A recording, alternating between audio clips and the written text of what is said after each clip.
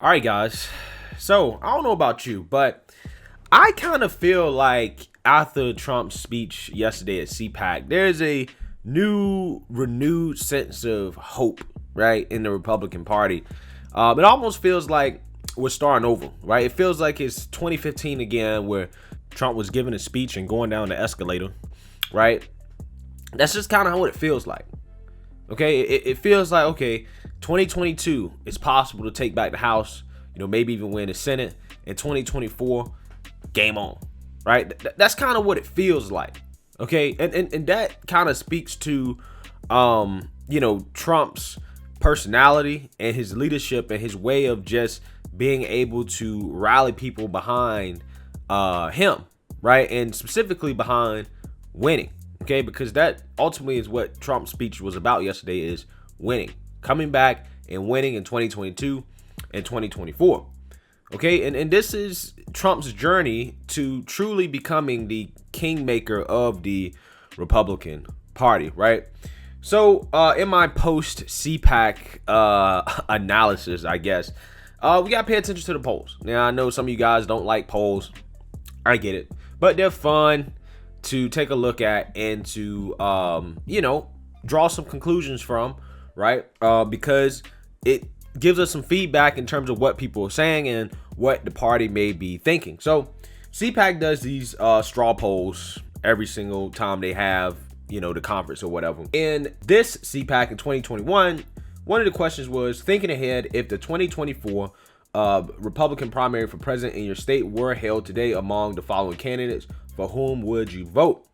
Now, President Trump obviously dominated with 55% of the support. Okay, and then you have Ron DeSantis coming in second at 21%. Again, Ron DeSantis has really come up, right? He's really made some grounds within the party because, a lot of people like Ron DeSantis before his popularity. It's just the only thing he needed was some exposure. And now with the liberal media trying to criticize Florida for their COVID response, Ron DeSantis is really getting some of that attention that he deserves. Okay, and that is showing up in the polls, right? And you have Kristi Noem at 4th and Nikki Haley at 3, right? So I'm actually surprised Nikki Haley is even this far up. But I think what it represents is that, you have Trump, DeSantis, Noem, who all I would put under the umbrella of Trump, right? That's what I would do, right? Because those people obviously back Trump. Trump probably backs them. I would imagine that he would.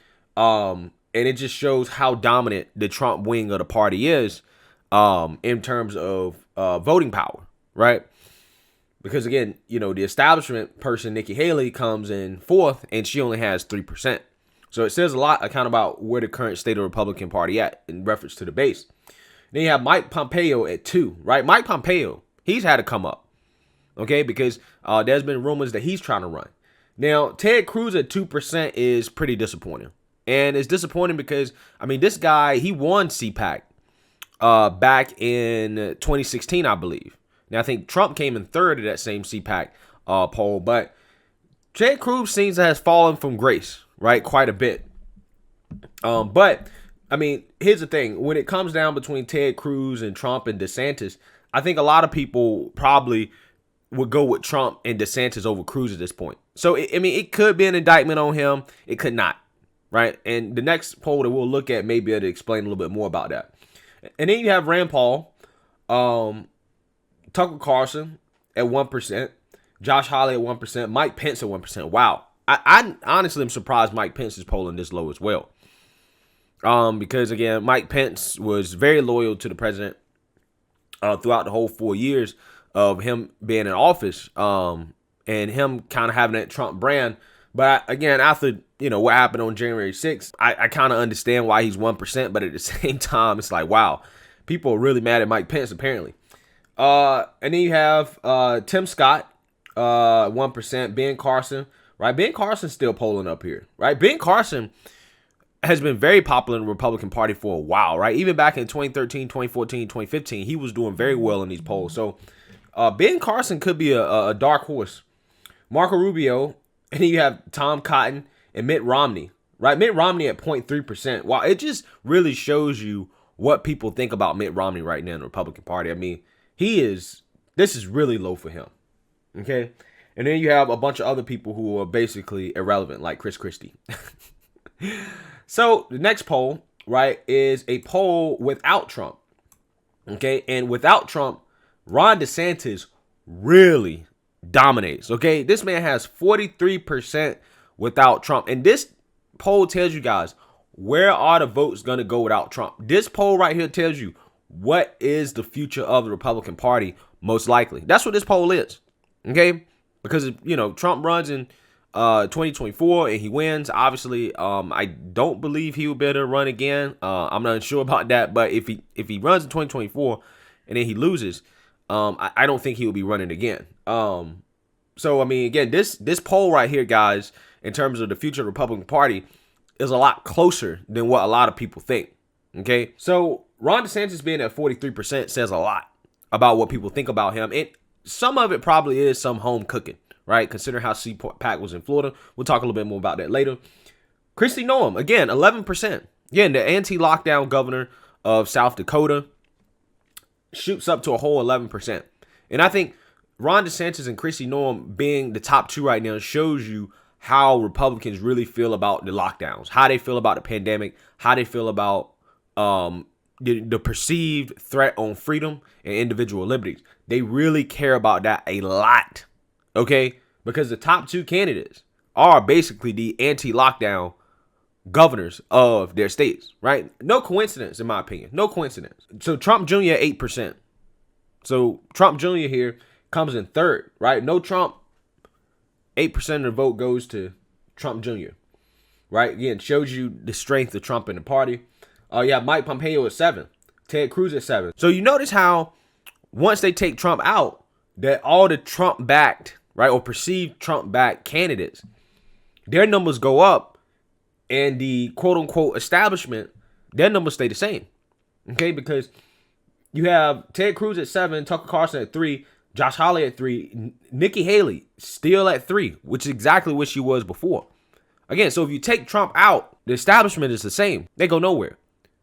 Which, again, shows you where the future of this party is going. And if I'm the establishment, I'm looking at these polls, I would be afraid, right? And the reason why I would be afraid is because it shows that even with Trump not in the picture, Trump-backed candidates or people that have Trump's gracing, right, or in his good favor are the ones that are most dominant, okay? Which, again, guys, it goes to show that Trump does have the potential to be a kingmaker in the Republican Party. And the reason why I'm saying this, right, because a lot of people are calling Trump kingmaker, and I'm like, he can't be kingmaker yet unless he either controls legislation, right, or he has an infrastructure in which he's actively running candidates that are winning seats in the House or the Senate, right, winning general elections. That's what Trump is trying to do now. Trump is trying to become kingmaker. That's what he's trying to do. Trump's king, right? Nobody's disputing that. But I think people get it twisted in regards to what is king versus kingmaker. In my opinion, because McConnell controls the legislation and McConnell has the infrastructure, right, to run candidates, which is what the establishment does, right? And it's specifically win elections in purple districts. Right now, in my opinion, McConnell is still kingmaker. And I think that it's important to differentiate that and to know that that's what Trump's trying to do. Trump's trying to become a McConnell, right? He's trying to overtake McConnell. Trump obviously has the people behind him. McConnell doesn't have the people behind him. But right now, McConnell still has that establishment power, which is why I think Trump didn't really go after McConnell that much in the CPAC speeches, because he realizes that to a certain extent, he still needs McConnell. And McConnell knows that to a certain extent, he needs Trump, which is why McConnell didn't vote to convict Trump. Okay, they both know they need each other because McConnell's kingmaker, Trump's king. Trump wants to become kingmaker, and when he becomes kingmaker, then he doesn't need McConnell anymore. But until that day happens, right, the establishment and the Trump wing of the party still need each other. It is what it is. So as you can see here, guys, basically what this poll shows us is that, you know, with Trump out of the race, Trump-backed candidates get a big push, which, again, is a good sign for Trump running his own candidates in 2022 and in moving forward in the future of the party. Even Ivanka's at 3%, right? Even she's tied with Nikki Haley at this point. Mike Pence is at 1%. So Mike Pence, even without Trump being in here, does not even get a boost, which again really blows my mind. It really kind of shows what people really think about Mike Pence at this point. So I think that these two polls are good signs for the potential of Trump moving forward in the future in terms of his role within the party. Now, some people don't, right? Some people, like Karl Rove, who was a Republican strategist, right? Or is a Republican strategist, right? Obviously, he's associated with the establishment. But Karl Rove, on the other hand, has a different opinion about these polls in terms of what they signal for Trump's future. Let's take a listen. We saw the results of the straw poll. I thought it was interesting that former President Trump's approval rating was 97%. 95% said that they wanted him to continue, or the party to continue his policies. 70% of people said that they wanted to see him run again, but 55% said that they would vote for him. I thought that number might have been higher. Well, absolutely. Bingo. I agree entirely with you. Remember, this is a group that came to this meeting for largely one reason. President Trump was going to be there. This is the truest Trump believers.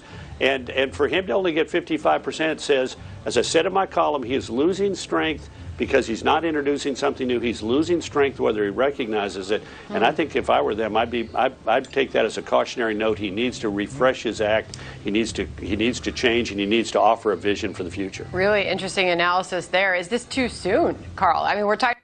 All right. So as you can see there, Karl Rove basically says that these polls are not a good sign for Trump. Okay. What he's saying is that in his theory, the crowd was overwhelmingly pro-Trump.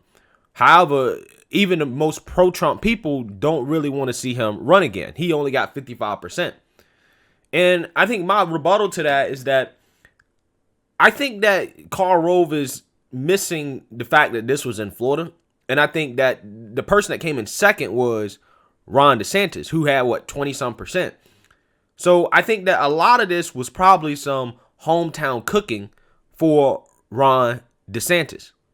Okay, and that's probably the reason why Trump didn't get up in his 70-some%. I think if you would have had this poll done in a different part of the country, let's say Texas, maybe you would have had Ted Cruz do a lot better, right?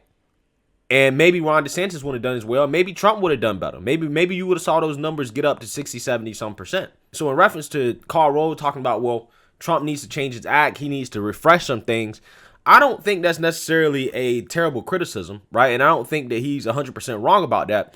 But I think that one thing about Trump is that he realizes what is currently working, and Trump likes to stick with what is working, right? That's why Trump came out and hit Biden really hard on immigration, right? In the speech, he spent a large part of his speech talking about immigration because Trump knows how to appeal to what is going to get people to rally around him, okay? Trump understands that. Trump understands what appeals to people. Now, again, Trump, for as much as you want to criticize him for, not offering a vision for the future, the man at least offered some form of a policy platform, which is completely non-existent in the establishment GOP, those like Karl Rove.